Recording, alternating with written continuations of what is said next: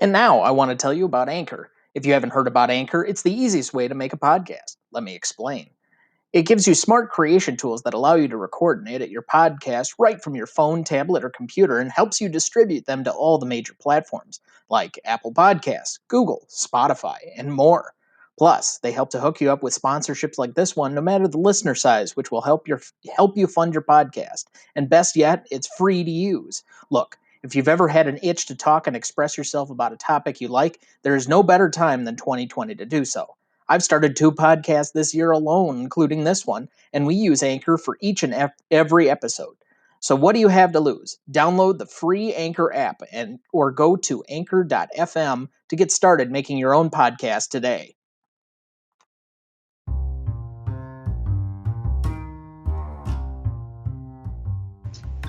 Welcome back to the Greatest Movie of All Time podcast. I'm Tom Duncan. And I'm Dana Duncan. And tonight we're discussing the 1967 movie The Dirty Dozen, a personal favorite of yours, I believe. Yes, it is.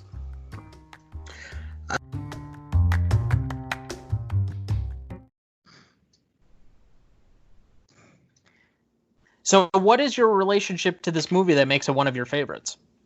Well, my dad was a huge movie buff, and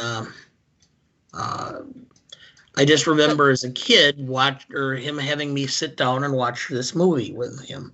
That's a little bit surprising, to be honest, because I don't really remember anybody talking about that side of him. Oh, well, I'm named after Dana Andrews. I know, but that's like the one thing that I know as far as like his movie watching personality. Like, well, and your sister, you know, and that thing. But well, and I had a brother who died at birth whose name was Kirk. Yeah, for Kirk Douglas. Yep. So yeah, no, I mean, and it started from when he was a kid because the stories were when he was young. He and his uncles, who were all about the same age as he was, used to walk the tracks in Lancaster and pick up coal that had fallen off the rail cars. And for every bucket or a pail of coal they got a dime. Well, a dime in 1947 could get you into the movies all day. And so you'd go in, you'd watch the newsreels, the shorts, which were like Buck Rogers or the Three Stooges, and then you'd watch the cartoons, and then you'd have the first movie, and then the second movie was usually a cheaper version. It was a throw-in, and that was the B movie, and that's why they call them B movie actors. They were actors who predominantly were in the lower budget films, and so that was the day, the point that it became very intricate, an intricate part of his life. He didn't talk about it. He didn't talk about films a lot, but he knew. Well, he didn't talk about anything. Well, he knew actors. He knew their names. He knew what films they were. He knew what films were the good films and which ones were the bad films. And in those days, networks were scrambling always for content, so it was not unusual for ABC to have what they would call the Thursday night movie or the Tuesday night movie. And it would be a Hollywood film that was about 5 or 6 years old. This is the pre-HBO era. And so that was the only way some of these movies were you could ever see them, is on TV like that. And so this is one that he had seen and really loved, and so he had me sit down and watch it with him, and he would try and explain different things and such. So from a very young age, I watched this film, and I probably had seen it probably 6 or 7 times by the time I was a teenager. Okay. I suppose that makes sense. By the way, just out of curiosity, when did HBO really kind of come around? HBO started in the late 70s on cable. I got him to put in cable. Most of the people in Beloit, because Beloit was one of the early cable cities, were having cable by the mid 70s. I got him to put in cable in the early 80s. And then while I was in college and I was living at home, my last year of college, I agreed to pay for half of HBO Cinemax if he paid the other half. And so we got that at that point in time. But that had already been on for 3-4 years. I'd say 79, 80 is when HBO really came, and then Cinemax came on 82, 83, somewhere in there. Okay. And those were the Skinamax days. We don't need to make this any more of an explicit podcast than it already is. So okay. I was just kind of curious because I know like the heyday of HBO is more modern than that. Like they were showing movies and such, but their ability to produce original content and such didn't really start to happen until the mid to late 90s, and with certain shows. But primarily movie channel, and I remember being really small. I got into football at about age 5, 6.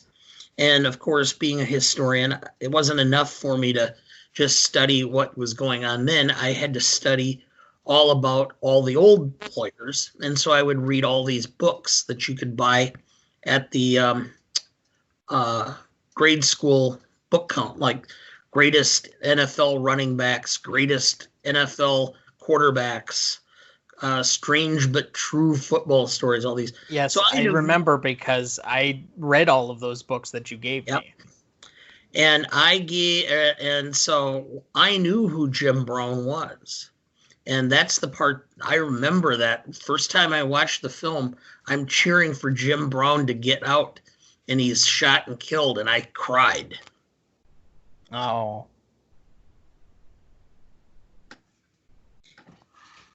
Not, a lot, but I teared up because I wanted Jim Brown to live.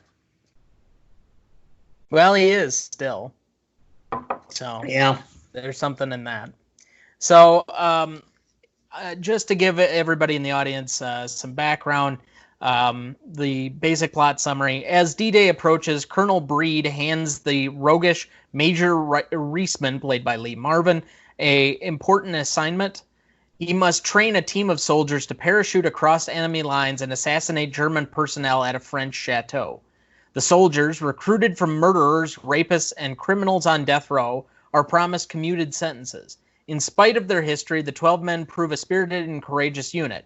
Led by Major Reisman, they will exact revenge. So basic recognition of the movie. This was nominated for Best Supporting Actor for John Cassavetes, film editing, sound, and one for Best Sound Effects. It's also included on 3 different categorical AFI lists. So the next question we usually go to, what is this movie about? Okay. Is that something that I'm supposed to answer as well as everybody? This is one of those that started the whole movement of the anti-hero hero. The guys in this film are murderers, rapists, thieves. They were in, either long term in prison or on death row set to be hung. And they end up becoming the heroes. And in fact, I just find it interesting that the 2 of the survivors were the regular army. Marvin, who himself has played the part of a guy who was an outcast and who is looking for some level of redemption because of his rebel behavior. And then one of the guards, played by Richard Jekyll, who I think is a tremendous, or was a tremendous supporting actor. One of these guys. He is extremely good in this movie. Yeah, if you ever watch any of his films, he was extremely good in almost every movie he did. And he kind of made a name for himself late in his career. It was always like, oh, that guy. Because I learned his name because I had watched this film so many times and I'd seen him in other films. And he was always so good at it. Unfortunately, he got cancer and kind of languished around and was never really healthy enough to finish out his career in his 60s. I think he passed like when he was 66 or 67 of cancer, but he was a very good actor. And so, of course, he's one of them who survives. And in part, the reason he volunteers is because he spent his whole year or period of the war guarding prisoners. He didn't get to see anything of action. He didn't get to actually fight anybody.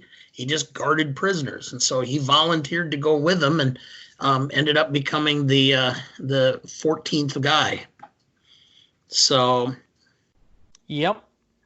Ultimately, what this is about is that it's a story of redemption. It's taking on insurmountable odds in order to redeem yourself for past wrongs. It's almost Christ-like in its attitude. Is these guys were horrible people who are put on the cross and most die, but they're redeemed and are in heaven as a result. Yeah, I mean, it's in very much the redemption of the irredeemable anti-establishment through putting them through essentially a suicide mission. You're going to drop them in behind. We may or may not catch up with you. And your entire objective is to kill a bunch of military officers. And the one guy out of the dozen who survives is Charles Bronson. And what was his crime? A guy was fleeing from the fight, taking all their ammunition with them, and so he shot him so that he doesn't run off and leaves his unit desperate and undefended. And that was his. So, of course, the one of the dirty dozen that's probably the most redeemable is the one who survives. I thought that was a little stereotype. Now I'm going back and thinking about it as a 56-year-old man. There are a couple of other ones that I think were a little closer, but, given the fact that Bronson and Lee Marvin were the two major stars of this movie going in and were probably the headliners, it makes sense that both of them survived more from that aspect as opposed to any other. Yeah, I guess you can say that, I guess. It's the old adage. What was it? I think John Wayne made like 57 films or something like that and only died in 3. I thought it was like 6. Yeah, well, and I think we had this conversation at a bar like 6 years ago, and some guy was talking about it. It's like Red River, the Shootist. No, he does not die in Red River. We had this debate, and I'm pretty sure that it was on the list. Sands of Iwo Jima, he died in. He died in the Shootist, but of course he died of cancer. He didn't die by gunfire. Doesn't matter. He dies in the end of The Man Who Shot Liberty Valance, and that counts. It's the central idea of like the entire action or the plot driving mechanism of the entire film. He was supposed to die in harm's way, he dies in the Alamo. Yeah. In harm's way was Otto Preminger. Preminger wanted him to die, and Wayne went over his head to the producers in the studio and said, John Wayne doesn't die. And so they had him come back without his leg. Well, I mean, to be fair, it's a reason why he's probably my grandfather's favorite actor. So everybody else died. Burgess Meredith died. Kirk Douglas died. Everybody else died in harm's way. John Wayne comes back legless, but he's alive. Okay. Because that makes sense. All right. So who did you have down for your best performance? Actually, I have it split. I have it both between Lee Marvin and John Cassavetes. I couldn't make up my mind. I guess if you made me and put a gun to my head, I'd have to go with Lee Marvin, just because Lee Marvin could have just played this part like a dick, and he decided to undersell it only and be at the dick only when it was necessary. Yeah, but I think there's a little bit, if I may just slightly disagree, I just feel there's a little blunted behind his performance in this.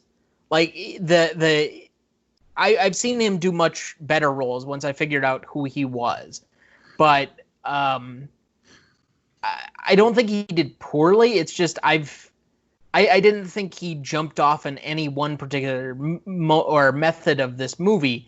However, I will say that the way he played it in allowing these guys to come together and how it kind of went about does give a little bit. Like, I don't think that could have been pulled off by just anybody at the time.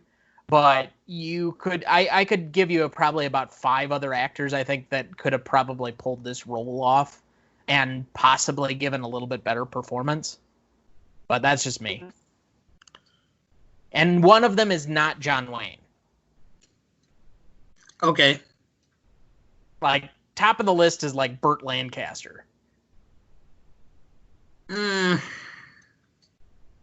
Maybe. So, anyway. And the only reason I where I had Cassavetes down actually for my best minor performance is that he was nominated for Best Supporting Actor. Because I think he by far gave the best performance of the film. He didn't do a very good job, and I would have probably agree with you on the best minor performance, although I would also point out if it wouldn't have been Cassavetes, I would have probably given it to Richard Jekyll, just because I just love the guy's acting. So I actually went for my best performance with Charles Bronson, and it's just because he seems to be magnetic in almost every movie I've seen with him, whether it's The Great Escape or The Magnificent Seven or any of these like leading roles. And he just always seems to be in the center of action, this understated tough guy, but that carries a lot of scenes that maybe he doesn't or isn't supposed to, but just seems to gravitate toward. Yeah. So I already gave my best minor performance. Who did you have for yours? I was agreeing with you and said Cassavetes, but if it wouldn't be for him, I would have given it to Richard Jekyll. Well, let's just, just for the sake of throwing one out there, let's just put Richard Jekyll on your list so that we have a little bit of, variety. But most charismatic? Telly Savalas. For most charismatic? Yes. He's the most psychopathic. I know. But every time he was on screen, you were drawn to him. And he's just so sadistic. But he was a very charismatic person in general. And in fact, you're way too young to remember. He was on network TV in a TV show where he played a New York City detective called Kojak. And Kojak was he was Kojak? Yes. Kojak was such a hit. And it was all Telly Savalas. And Telly Savalas was as big a television star as there was from about 1971 to about 1977. And he was like one of these most significant sex symbols in Hollywood at that time. He was rivalry with Burt Reynolds for sexiest man alive type of thing. That's how he was a sexiest man. I don't know if he ever got it, but he was huge. He had women fawning all over him. I can understand Burt Reynolds. I cannot understand Kojak being a sex symbol. Oh, he was. He was huge sex symbol. He had more women. He never married because he had girls coming in and out of his place constantly. I mean, he lived in a Universal lot in Universal City in Hollywood, and then he had a place in Vegas, and he'd spend time in both places. So it was not uncommon for him to end up with 2 showgirls in Vegas and a bunch of young actresses in the Universal lot. In fact, the bar that's on the Universal lot is named Telly's because he was there so much, they just named it after him. Oh, that does make sense. But he had some knack about him that people were just mesmerized by him.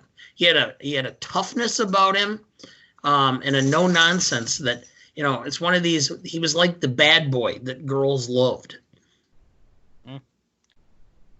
Ernst Stavro Blofeld. That's why he had the side hair up until he played Blofeld. So when he did Blofeld, he had to shave his head. And he shaved his head in this movie. Yes, but he did not shave it until he did Blofeld. And then Blofeld, his performance was 69. This is 67. So your time's off. There was a film that he did. He had to shave his head. Oh, no. He shaved his head because he was playing Pontius Pilate in The Greatest Story Ever Told. Oh, so he God. had to shave his head to play the part, and he liked the way it looked, so he kept his head shaved the rest of his life. Okay. And that's really where the first time it became prevalent for guys who are going bald to just go, or instead of having the side back, where you're bald all up on top type of deal. That he was really one of the first to go completely bald, and it being a big deal and being considered sexier. Okay. I truly am surprised by that, but sure. By the way, since I didn't give the reference point, Ernst Stavro Blofeld is the classic Spectre villain from the James Bond film franchise and the books before that. Just, for reading it. So, all right, that takes us to best scene. So here are my nominees. The celebration party with him bringing all the women into camp. And the awkwardness of all of these, criminals and sex convicts and all of this other stuff being afraid to talk to a bunch of prostitutes. Okay? Raiding Colonel Breed's division.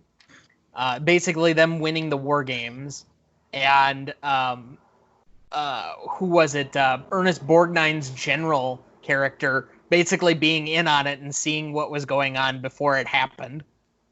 Yeah. The ending sequence in the chateau. Meeting Franco for the first time, because I think that whole piece of Cassavetes really setting the tone of who these guys are and the defiance and the hard nature that they're going to meet for Lee Marvin's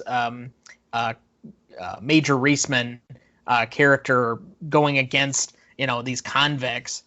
That plays a kind of a pivotal scene in kind of setting the tone, but his nature of picking that out and really kind of setting up basically the first 2/3 of the movie.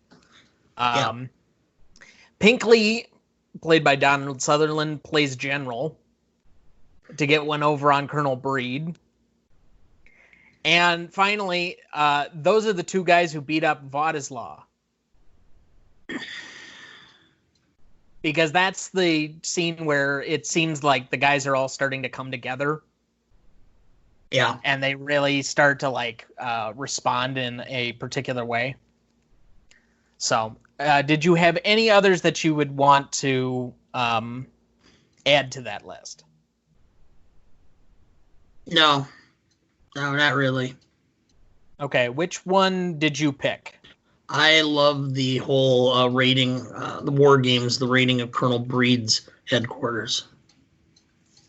Yeah, honestly, I think that's probably the most fun scene in the movie. I think there are several important scenes for setting things up. but I think that one, and I had that one selected for my favorite scene. So, but I think it's both the most fun and probably where this movie kind of works the most. Yeah. Did you have a different favorite scene or No, anything else? Okay. That is my favorite scene. I just think it works so well because you're getting all of these guys that are going against the rules and they're getting one up on the guys that are trying to undermine them, and it works better than the ending sequence where it's a little bit more tragic. Yeah. This is probably the most fun part of it. So, all right. What did you have for your most indelible moment?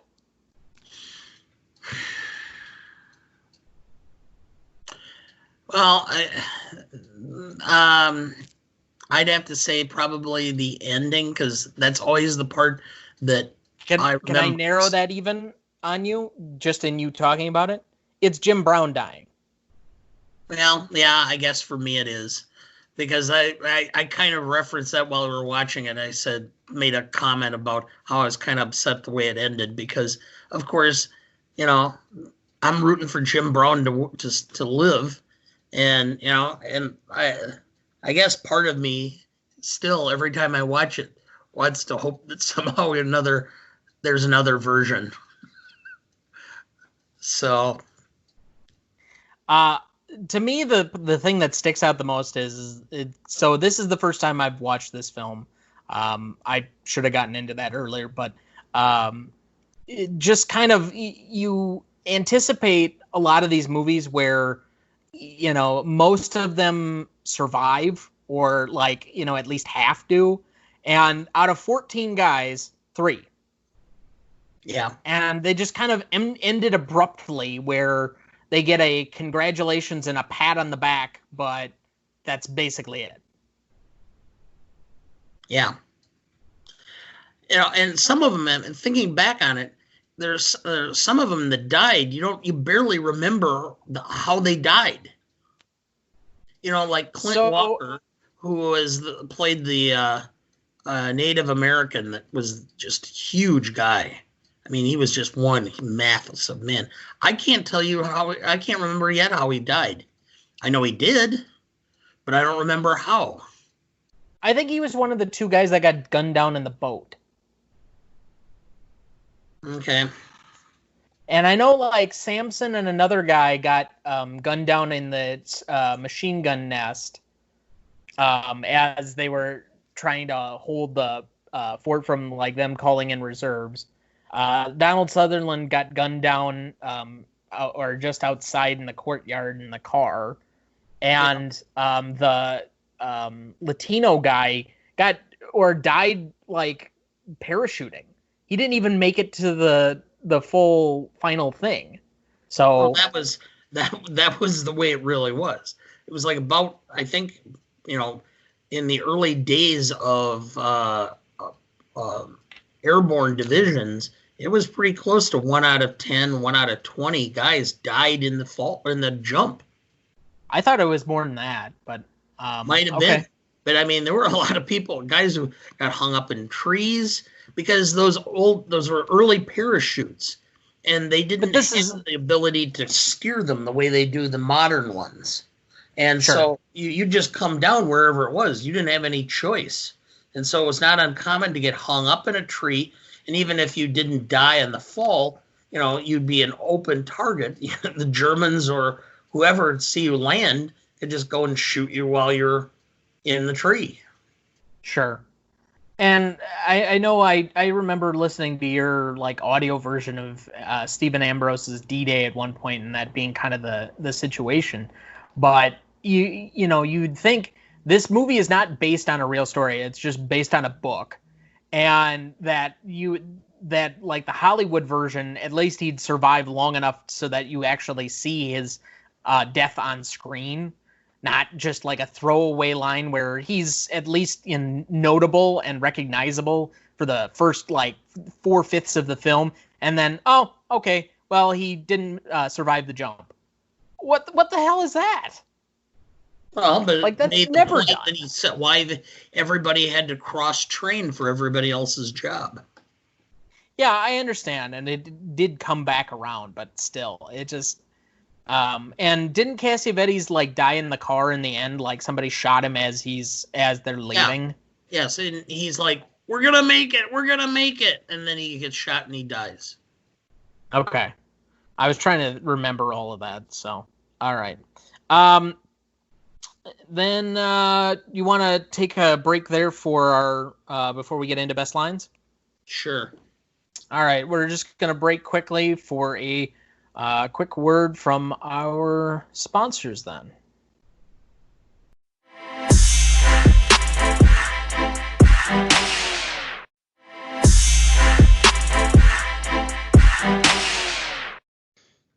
And we're back. So where we left off is for best lines. I have a few nominees. This one isn't as big because a lot of it happens to be more action than a lot of the dialogue. But all right. So first one, Colonel Everett Dasher Breed. What's your name, soldier? Vernon Pinkley. Number 2, sir. Yeah. Vodislav. Killing generals could get to be a habit with me. Yeah. Major Reisman. Which one of you guys wants to be a general? Pinkley? Pinkley. What kind of general, sir? Major Reisman. Just a plain, ordinary, everyday, home-loving American general. I'd rather be a civilian, sir. Yeah. And kill any officer in sight. Ours or theirs. Yeah. You've seen a general inspecting troops before, haven't you? Just watch or walk slow, act dumb, and look stupid. Do you have any others that you would like to nominate?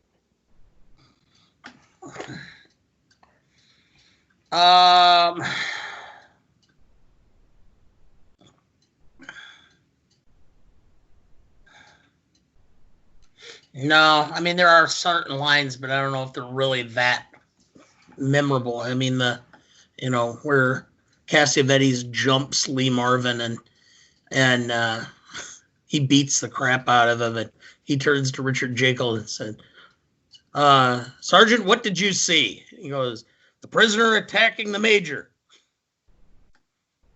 He was just defending himself. Yeah, I always loved that one. Okay. What did you have down as your best line then? I still like the I could get used to killing generals. Okay. I'm going to go with the and kill any officer in sight, ours or theirs, because it just seems to fit the entire piece of the movie. Yeah. I'm going to give honorable mention to number 2. But did you have any other of those that you wanted to give an honorable mention? No, not offhand. Okay. And I will give funniest line to, you've seen a general inspecting troops before, haven't you? Just walk slow, act dumb, and look stupid. Fits. All right, so we get to the grading. What did you have down for legacy? I had this down as a 9. A 9? Yeah, because this is really the first real anti-hero movie that was huge, that was a box office setter. Because this led to another film a few years later with Clint Eastwood called Kelly's Heroes, and it started in the Dirty Harry films and everything. This started a genre of film. Boy, I can't put it there. I just can't. I went with a 6. This movie is very rarely talked about. Other than my grandmother actually sitting down the other night and saying, "Oh, I love this movie," which is weird, given its content and some of the characters that are in it, and how like opposed to controversy she is. Um, like this is not one of those that's like off the tip of the tongue for like war films. It's just not. Like I've very rarely heard about this other than you talking about it. I don't think it has a footpath. This isn't like part of the normal conversation. It's not talked about in the way that you're referring to it. And like there is a moniker of the anti-hero or the establishment or like all of these commandos kind of like coming together that are not necessarily the good guys. But I think you could say like the team up film, even before this, you're talking something like the Magnificent Seven, who are all kind of like, you know, gunslingers and outlaws that I think has a lot bigger impact and is a lot more talked about movie. So I'm sorry, I just went with a 6. I can't. Okay. I stick with my number. That's fine. So we have to average that one out. What did you have for significance impact? The fact that it became a little, there were so many films that followed it. I still would give it a bigger one, but it hasn't had the afterlife that some of the other films have because it didn't strike a cultural note. So I'm going to give that an 8. Okay. So I moved mine up from where I originally had it to a 5, but part of that is it's somewhere lost between kind of my legacy and impact aspect of this. There would not be a comic book version of the Suicide Squad without this movie. The Suicide Squad is essentially this movie, but with comic book character villains. Yeah. And you've gotten this story in a lot of different places, spread out, but it's not quite the same thing. And so this does set a template that has worked before, or at least has been tried to be copied. But I've never really seen any of them be entirely successful where the characters are completely irredeemable. Like even this one tries to redeem Charles Bronson at the end, but like all of them have their significant flaws, and I think there are significant flaws to this movie yet. I wouldn't even put it in like an upper pantheon of certain war films, but so I gave it a 5. You had it at an 8? Yep. So that'll put it at a 6.5. I don't think it has.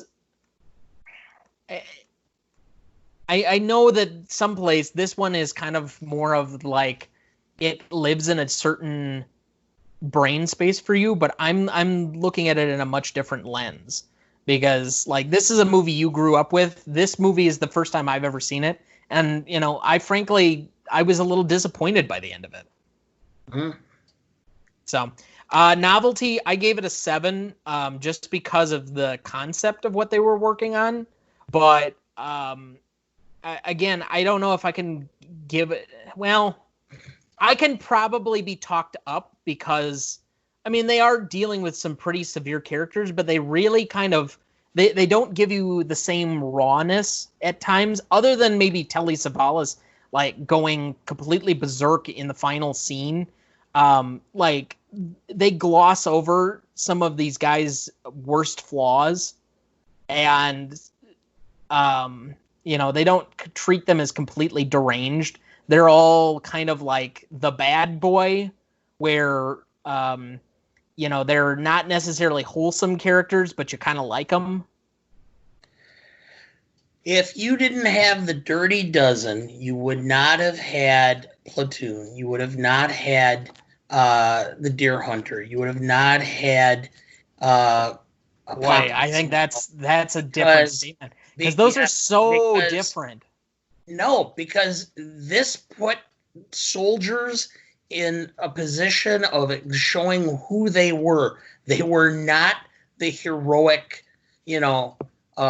gleaming, polished things that Hollywood put on for war films. Everybody in these films, war films, was, there was nobody that was really a horrible person, or that somebody who committed war crimes or did atrocities. They divorced a certain element or base element of humanity from soldiers in war. But okay, and we still get this, whether it was Band of Brothers or The Pacific or Saving Private Ryan or any World War II movie, those are seen as like, that's the greatest generation, and we glorify everything about that one. Whereas the three movies you mentioned are all Vietnam. And I think those are more of a product of which war they're talking about and the era that came from them, because all of those directors came directly from the 60s and had a counterculture aspect. I don't know if this movie had almost anything to do with those other movies.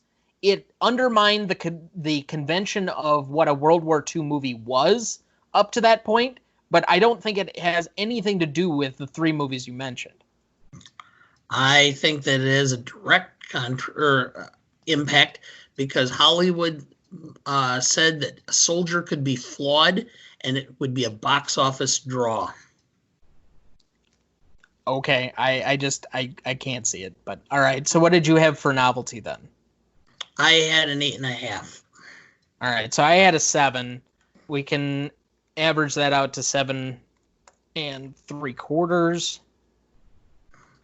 What did you have down for classicness? It's aged a bit. It's not quite as, so I had that at a 7.5. That's the exact number. But that's the exact number I had.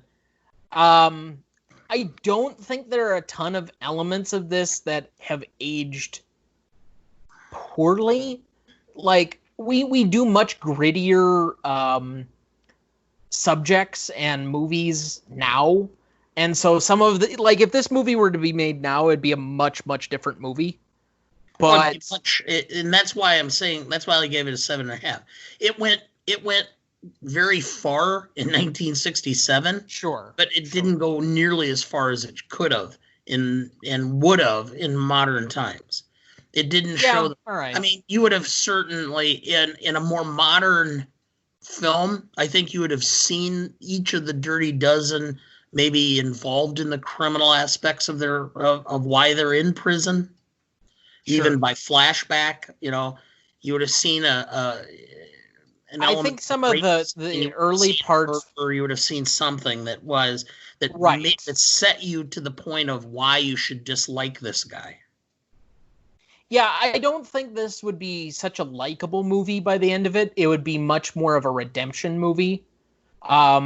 I think it could be filmed much closer to a even grittier version of like Shawshank.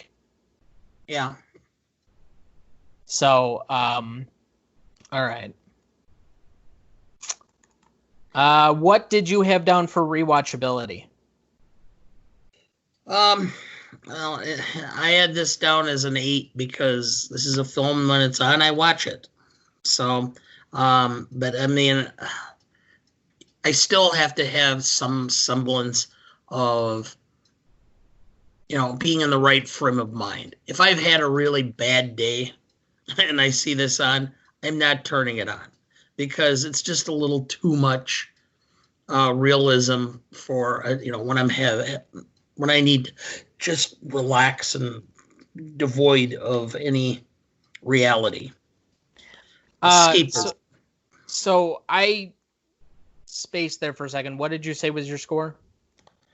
I don't know if I said it. I had down that it was about a 7.5. Yeah, I had it down as a 5. Like, this isn't one of those like rah-rah war films that I enjoyed watching as much, which seems contrary to the way that like you and my grandparents were watching it the other day. Like you had a certain, I don't know, like draw to it that I just never got. So I had it down as a 5. But, you know, I mean, I think you guys related to this as a product of your era in a much different way than I did. Just simply put. Yeah, I agree. And I had 7.5 or 8, and I'll go down to the 7.5. Okay. So that'll put it at a 6.25 for the final average, and then we'll add in the audience score of 90%. For a total of 44.5, which puts it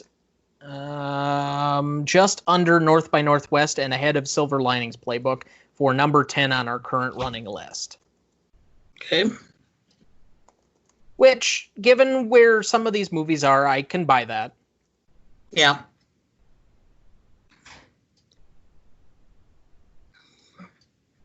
So, all right. Then that puts us at, did you have any remaining questions after the movie?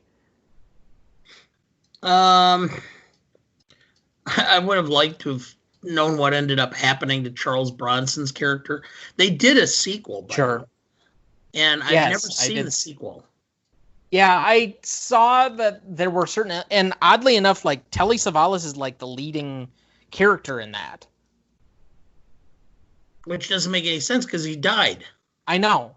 I thought it was weird, but I think it's a different character, but... Yeah, I know Richard Jekyll was in the remake, and I can't remember if Lee Marvin was. Okay.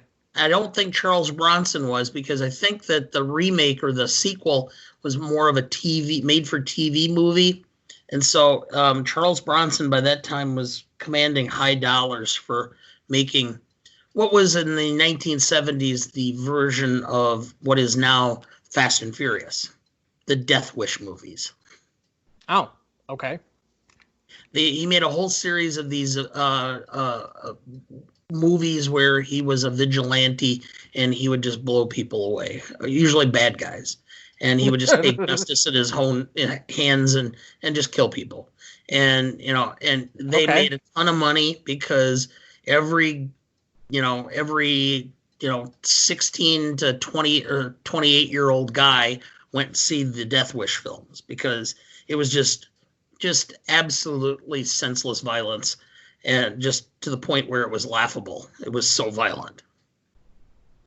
Okay, then. And he made a lot of money. So, by the way, do you know who Charles Bronson was married to? No. Jill Ireland, who was a big sex symbol in the 60s. And I think she was a Bond girl at one time.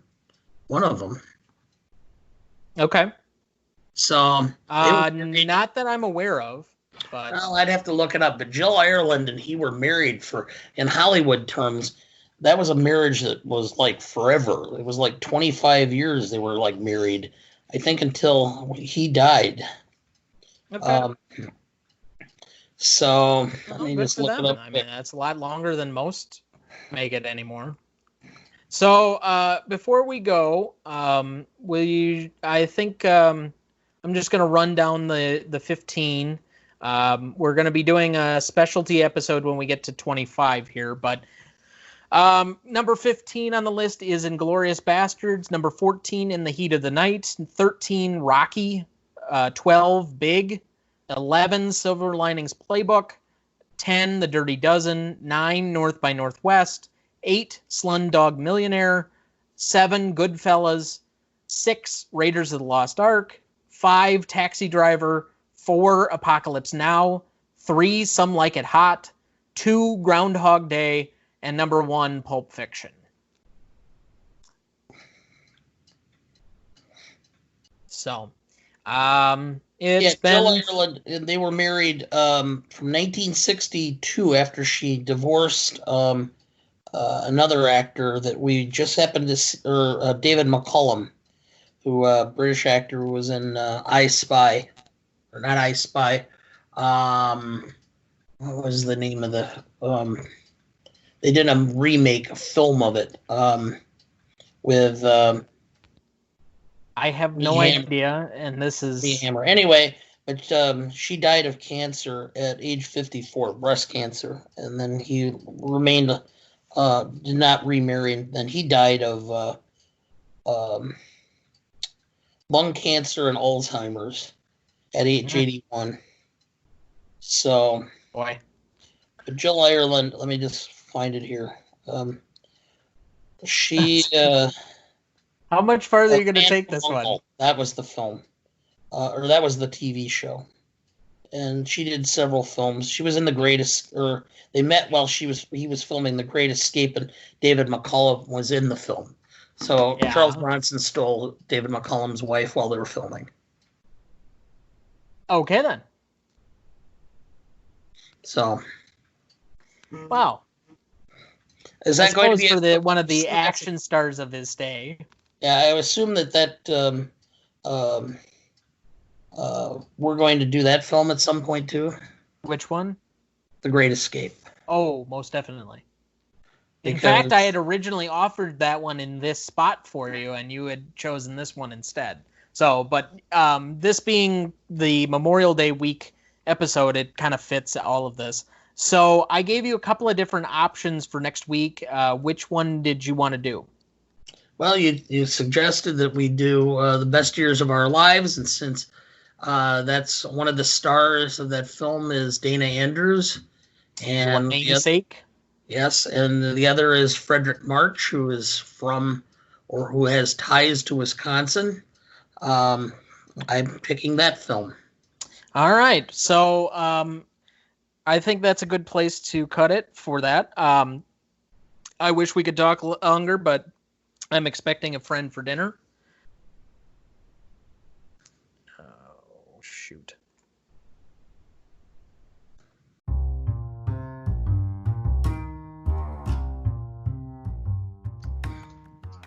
I wish we could talk longer, but I'm expecting a friend for dinner. Please rate, subscribe, and review.